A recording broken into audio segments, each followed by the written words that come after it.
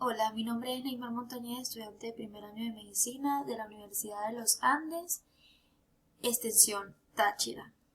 Junto con mi compañero Javier Medina le vamos a hablar sobre la disección de la región glútea. La región glútea se encuentra ubicada en la cara posterior de la pelvis.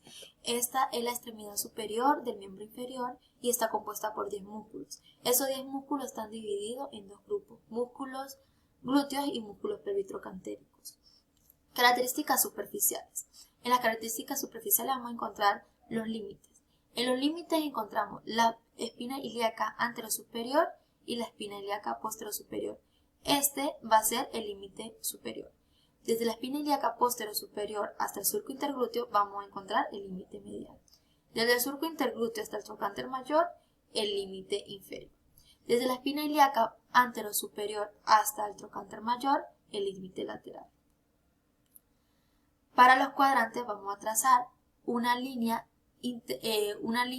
vertical desde el surco interglúteo hasta el trocánter mayor de este modo, así como está proyectado aquí con las líneas discontinuas.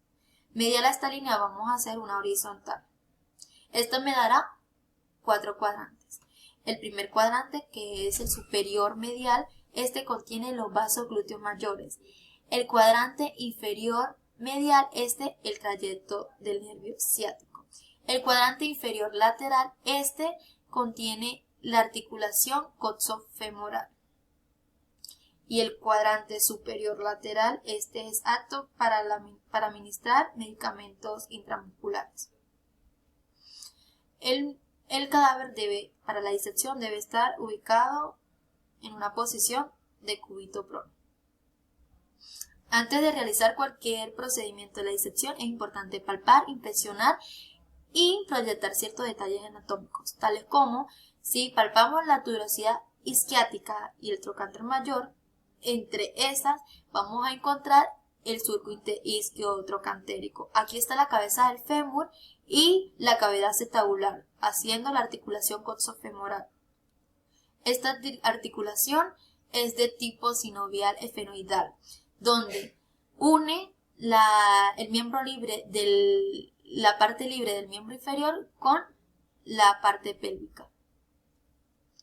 Si trazamos una línea desde la espina ilíaca posterosuperior hasta el trocánter mayor, como esta línea que ven aquí, vamos a ubicar el borde superior del músculo piriforme.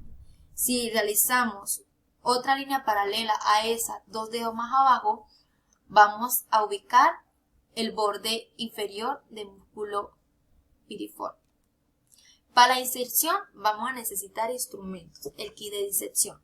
Este está compuesto por el mango de bisturín con su respectiva hojilla, la sonda acanalada, la pinza hemostática, las pinzas sin diente, las pinzas con diente y tijeras de mayo o recta. Procedimiento. El primer procedimiento es realización del corte. Vamos a hacer un corte superior. Ese corte va desde la espina ilíaca anterosuperior hasta la espina ilíaca posterior, siguiéndonos por la cresta ilíaca. Así. Desde el surco interglúteo hasta el trocánter mayor, el corte inferior, siguiéndonos por el pliegue glúteo. Y un corte medial que lo vamos a hacer de forma ascendente por todo el surco interglúteo, quedando el límite lateral como bisagra. Una vez realizados los cortes, vamos a proceder a hacer el levantamiento de la piel. Es importante saber que debajo de la piel vamos a encontrar glándulas sudoríparas y glándulas sebáceas, numerosas glándulas. El levantamiento de la piel se va a hacer de medial a lateral. Debajo de la piel vamos a encontrar gran cantidad de tejido subcutáneo. Ese lo debemos retirar muy cuidadosamente.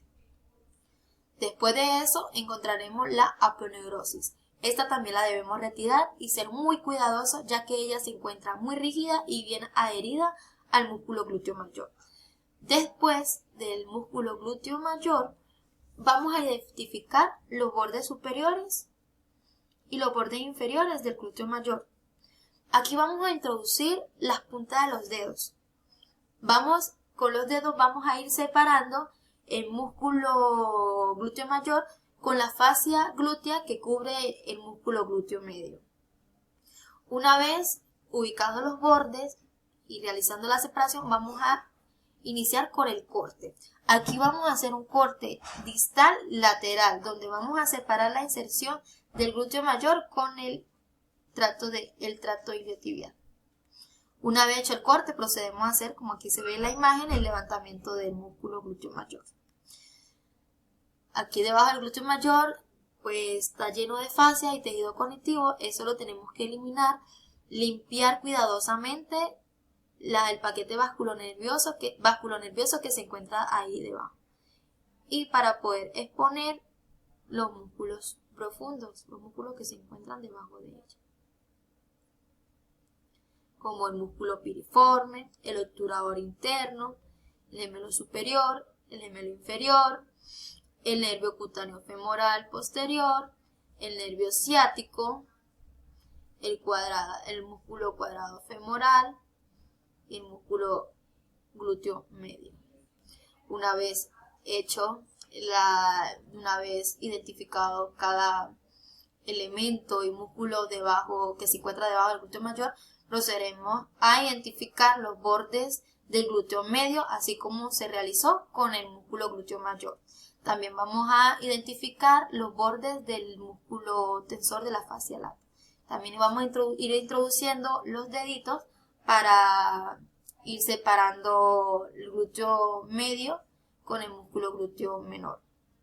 Una vez hecho, pues empezamos el levantamiento del músculo medio realizando un corte en su inserción con el trocánter mayor. Hacemos limpieza, eliminación de fascias, tejido conectivo que se encuentran debajo de ese músculo para así poder identificar el músculo glúteo menor. Los músculos glúteos están compuestos por los músculos glúteos mayor, medio, menor y también le vamos a añadir el músculo tensor de la fascia lata.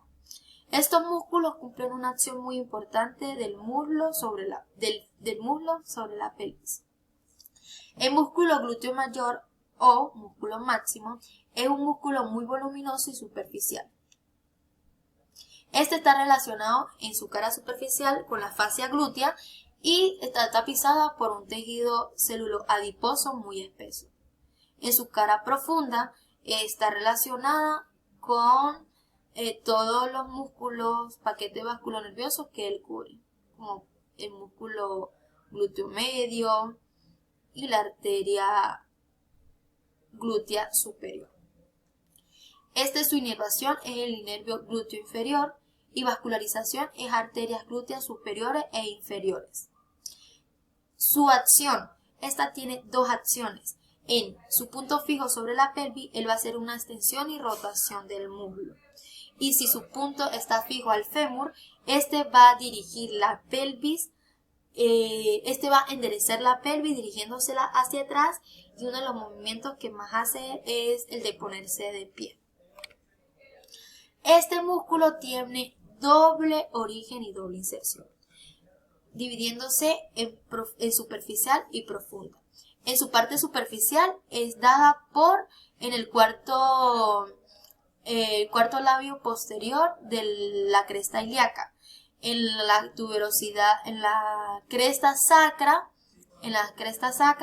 medial y en el coxis, donde se va a insertar en el iliotibial, en el tracto iliotibial.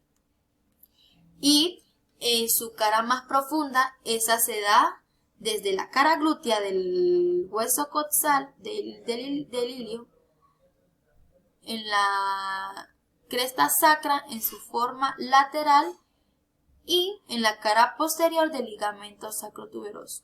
Este se va a insertar en la tuberosidad glútea del fémur. Músculo glúteo medio. Este músculo glúteo medio es ancho y espeso, tiene forma de abanico. Su relación está en su cara superficial con la fascia glútea que la cubre y con el glúteo mayor.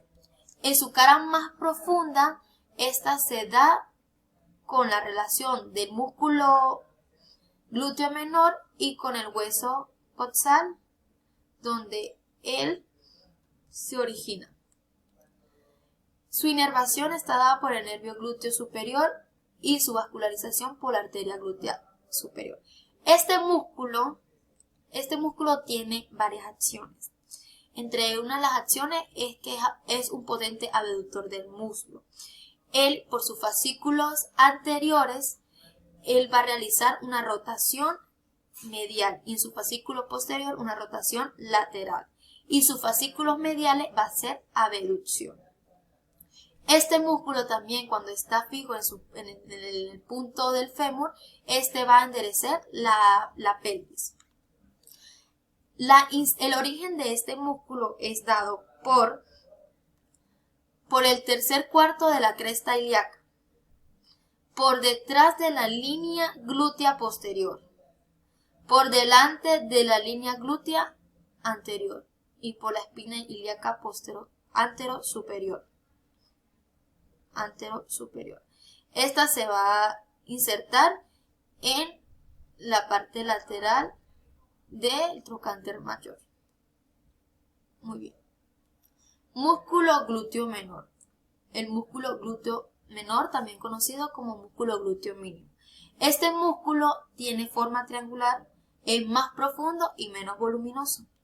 Su relación está dada en la cara superficial con el músculo glúteo medio y en su cara profunda con el hueso coxal donde se da su origen y la articulación coxofemoral. Este músculo tiene las mismas funciones del músculo glúteo medio. Sin embargo, por ser un músculo más pequeño, sus contracciones se hacen más eficaces. La inervación de este músculo y su vascularización también es igual al músculo glúteo medio, siendo inervado por el nervio glúteo superior y la arteria glútea superior. Ahora bien, vamos a hablar del último músculo tensor de la fascia lata. Este músculo de la fascia lata es aplanado y delgado.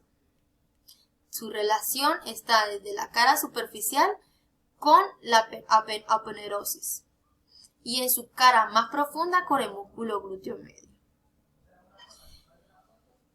Este músculo tiene como acción abducción y rotación medial del muslo. Él también hace flexión y una de sus acciones más principales es que da equilibrio al cuerpo cuando se encuentra de pie y la pelvis está inclinada. Su inervación es del nervio glúteo superior y vascularización la arteria circunfleja. Este músculo se encuentra originado por la cresta ilíaca, precisamente de la espina ilíaca anterosuperior. Llega al tracto iliotibial por la fascia lata y por su intermedio va a llegar hasta el músculo tibial. Bueno, muchas gracias. Mi nombre es Javier Medina, estudiante del primer año de medicina y continuando con la disección de región glútea en la cátedra de anatomía, vamos a hablar sobre el plano profundo formado por los músculos pelvitrocantéricos y los elementos vasculonerviosos del foramen supra e infrapiriforme. De superior a inferior, el primer músculo que vamos a encontrar es el piriforme piramidal de la pelvis, que tiene su origen en la cara anterior del sacro mediante 3 o 4 fascículos que se insertan alrededor de los forámenes sacros anteriores y los canales que se continúan lateralmente. Algunas fibras se fijan en la cara anterior del ligamento sacrotuberoso. Desde su origen, el músculo piriforme se dirige lateralmente para salir de la pelvis por la escotadura asiática mayor, penetrar en la región glútea y prolongarse hasta el borde superior del trocánter mayor donde realiza su inserción. En la porción intrapélvica está relacionado en su cara posterior con el hueso sacro y en su cara anterior con el plexo sacro. Además, se encuentra revestido por una fascia que cubre tanto al plexo como al músculo y lo aísla de los elementos anteriores como el recto y el uréter. En la región glútea está relacionado hacia superior con el glúteo medio y hacia inferior con el gemelo superior. Se encuentra inervado por un ramo colateral del plexo sacro proveniente de la segunda raíz sacra que llega a la cara anterior del músculo piriforme y lo perfora para inervarlo, y vascularizado en la pelvis por ramos colaterales de la arteria glútea superior, la arteria glútea inferior y la arteria sacra lateral. En la región glútea por la arteria glútea superior y la arteria pudenda interna. Una vez que ubicamos el músculo, procedemos a delimitar su borde inferior, introduciendo los dedos o una sonda canalada a través de los vasos glúteos inferiores para separar el espacio entre el músculo piriforme y el gemelo superior. Luego, mediante disección roma, se limpia su borde superior para observar los elementos vasculonerviosos del foramen suprapiriforme y el borde inferior para observar los elementos vasculonerviosos del foramen infrapiriforme. De igual forma, mediante una sonda canalada y con disección roma, se limpian y se delimitan los bordes superior e inferior de todos los demás músculos pelvitrocantéricos.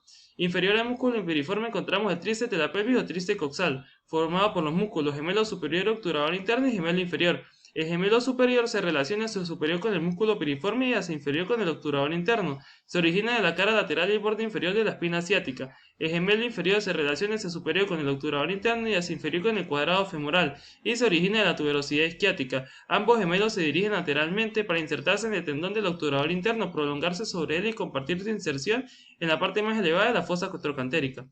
El músculo obturador interno se origina en la cara interna de la membrana obturatriz, en la cara interna del pubis y su rama inferior y en la superficie cuadrilátera por debajo de la línea arcuata. Sus fascículos convergen para salir de las cotaduras de la pelvis por la escotadura asiática menor, acodarse casi en ángulo recto y dirigirse lateralmente entre el gemelo superior y el gemelo inferior e insertarse en la parte más elevada de la fosa trocantérica. El gemelo superior está inervado por el nervio del obturador interno procedente del plexo sacro del L5, S1 y S2. El gemelo inferior está inervado por el nervio para el cuadrado femoral procedente del plexo sacro de L5 y S1 y vascularizado por la arteria glútea inferior. Por debajo del tríceps de la pelvis encontramos el músculo cuadrado femoral, que es el más inferior de los músculos pelvitrocantéricos. Se distingue fácilmente por su superficie cuadrilátera. Se relaciona hacia superior con el gemelo inferior y hacia inferior con el aductor mayor. Tiene su origen en la tuberosidad isquiática y desde allí sus fascículos se dirigen lateralmente para insertarse un poco lateral a la cresta intertrocantérica. Está inervado por un ramo colateral del plexo sacro del E5 y S1 que se desprende de la cara anterior del nervio ciático y llega al músculo cuadrado femoral para inervarlo, y está irrigado por la arteria glútea inferior. Por delante del cuadrado femoral encontramos el músculo obturador externo, que aunque no se ve debido a que se encuentra en la región anterior, pertenece a los músculos pelvitrocantéricos. Tiene su origen en el cuerpo del pubis y su rama superior e inferior y en la rama del isquion. Desde allí sus fascículos convergen lateroposteriormente, contornean el borde inferior de la articulación coxofemoral y se insertan en la fosa trocantérica por delante del cuadrado femoral. Hacia interior está relacionado con el pectíneo, el aductor largo, el aductor corto y el ilioxoas que lo cubren por su cara anterior, bilateralmente con la articulación coxofemoral. Se encuentra inervado y vascularizado por la arteria, la vena y el nervio obturatriz que pasan por el foramen obturador y llegan a su cara profunda.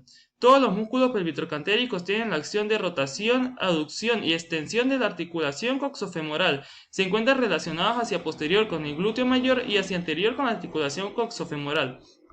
En la pelvis también encontramos dos ligamentos importantes, el ligamento sacroespinoso y el sacrotuberoso. El sacroespinoso ayuda a delimitar la escotadura asiática mayor, que es utilizada por el músculo piriforme para salir de la pelvis e ingresar a la región glútea. Durante sus pasajes deja dos forámenes, el foramen suprapiriforme y el foramen infrapiriforme por el cual salen los elementos vasculonerviosos. Aquí utilizamos una sonda canalada para seguir el trayecto de las arterias, las venas y los nervios.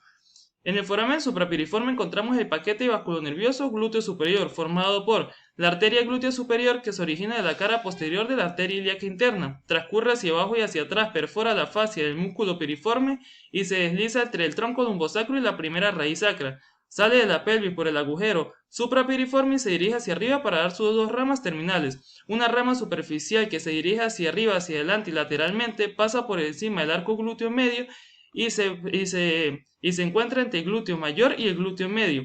Da irrigación al glúteo mayor y a la piel que lo cubre. Una rama profunda que pasa por debajo del glúteo medio se dirige hacia adelante lateralmente y hacia arriba y se encuentra entre el glúteo medio y el glúteo menor, a los que da ramas. También encontramos la vena glútea superior, que sigue el trayecto de su arteria homónima, entra a la pelvis por el agujero suprapiriforme y termina desembocando en la vena ilíaca interna. El nervio glúteo superior se origina de dos ramas, una rama superior procedente de la cara posterior del tronco lumbosacro y una rama inferior procedente de la cara posterior de la primera raíz sacra. Desde allí el nervio se dirige lateralmente, sale por el foramen suprapiriforme, llega a la región glútea lateral, a la vena y a la arteria. Da sus dos ramas terminales, un ramo superior y un ramo inferior que se encuentran entre el glúteo medio y el glúteo menor, a los que inerva, pero el ramo inferior se dirige hacia adelante para terminar inervando al músculo tensor de la fascia lata. En el foramen infrapiriforme encontramos el paquete vasculonervioso glúteo inferior, formado por la arteria glútea inferior que se origina de la cara posterior de la arteria ilíaca interna. Y aquí hay una variante, se puede dar directamente la arteria ilíaca interna por un tronco común con la pudenda interna. Se dirige hacia abajo para deslizarse entre la segunda y la tercera raíz sacra, sale de la pelvis por el agujero infrapiriforme y se desliza sobre la cara superficial de los músculos gemelo superior, obturador interno, gemelo inferior y el cuadrado femoral. Además se encuentra medial y paralelo al nervio ciático. Da dos grupos. Un grupo posterior que se dirige hacia atrás, irriga la mitad inferior del glúteo mayor, y un grupo inferior más importante que da ramas para el nervio ciático, para el nervio ciático, los músculos pelvitrocantéricos, isquiotibiales y el aductor mayor. También encontramos la vena glútea inferior, que se origina de los afluentes musculares inferiores, se dirige hacia arriba y medialmente a la arteria, se enriquece de los afluentes glúteos inferiores, entra a la pelvis por el agujero infrapiriforme y desemboca en la vena ilíaca interna. El nervio glúteo inferior es un nervio mixto que contiene fibras motrices que inervan al glúteo mayor y fibras sensitivas que inervan al periné y al muslo. Se origina de ramas colaterales del plexo sacro provenientes del tronco lumbosacro S1, S2 y S3. Se dirige hacia abajo para salir de la pelvis por el agujero infrapiriforme y justo por debajo del músculo piriforme da ramos glúteos para la región glútea. Estos se dirigen posteriormente, llegan a la cara profunda del glúteo mayor, algunas fibras lo penetran y las otras lo perforan o lo contornean por su borde inferior para terminar inervando a la piel que lo cubre. Encontramos el paquete vasculonervioso pudendo interno. Para observarlo se debe seccionar y levantar el ligamento sacrotuberoso. Se encuentra la arteria pudenda interna, que se origina de la arteria ilíaca interna por un tronco común con la glútea inferior o directamente la arteria ilíaca interna. Transcurre hacia abajo, sale de la pelvis por el agujero infrapiriforme, contornea la espina ciática y vuelve a entrar a la pelvis por el borde superior de la escotadura ciática menor. La vena pudenda interna sigue el trayecto de la arteria homónima, se dirige hacia arriba, contornea la espina ciática y entra a la pelvis por el agujero infrapiriforme para desembocar en la vena ilíaca interna. El nervio pudendo interno se origina de un ramo colateral del plexo sacro de S1, S2 y S3. Se dirige hacia abajo, sale de la pelvis por el agujero infrapiriforme, contornea la espina ciática, entra a la pelvis por el borde superior de la escotadura ciática menor y se dirige hacia adelante para terminar inervando a los genitales externos. En esta región también vamos a encontrar otros nervios, como el nervio para el músculo cuadrado femoral. Se origina de un ramo colateral del plexo sacro de el tronco lumbosacro y S1. Se dirige hacia abajo, sale de la pelvis por el agujero infrapiriforme y pasa por la cara profunda del gemelo superior obturador interno del gemelo inferior, al cual da un nervio para inervarlo y termina distribuyéndose en la cara profunda del cuadrado femoral. El nervio para el obturador interno se origina de un ramo colateral del plexo sacro del E5, S1 y S2. Transcurre hacia abajo, sale de la pelvis por el foramen infrapiriforme, contornea la espina ciática donde un ramo para inervar al gemelo superior entra a la pelvis por la escotadura ciática menor y se dirige hacia anterior para llegar a la cara profunda del músculo obturador interno para inervarlo. También encontramos el nervio para el nervio cutáneo femoral posterior, que es un nervio netamente sensitivo, contiene fibras de S1, S2 y S3. Se dirige hacia abajo, sale de la pelvis por el agujero infrapiriforme y se encuentra medial al nervio ciático. Da ramos colaterales, que son los clúneos inferiores que inervan los tegumentos inferiores de la región sacra y glútea. En la región glútea también vamos a encontrar otros clúneos, como los superiores e inferiores que no son ramos del cutáneo femoral. Los nervios clúneos superiores son ramos terminales del ramo dorsal de los nervios lumbares y los clúneos inferiores son ramos terminales del ramo dorsal de los nervios sacros. Por último encontramos el gran nervio ciático. Es el nervio más voluminoso del cuerpo, se origina por la convergencia de todas las ramas del plexo sacro, del tronco lumbosacro S1, S2 y S3, las cuales convergen en el borde anterior de la escotadura ciática mayor. Se dirige hacia abajo para salir por el foramen infrapiriforme y seguir de superior a inferior y del medial a lateral. Pasa entre la tuberosidad isquiática y el trocánter mayor.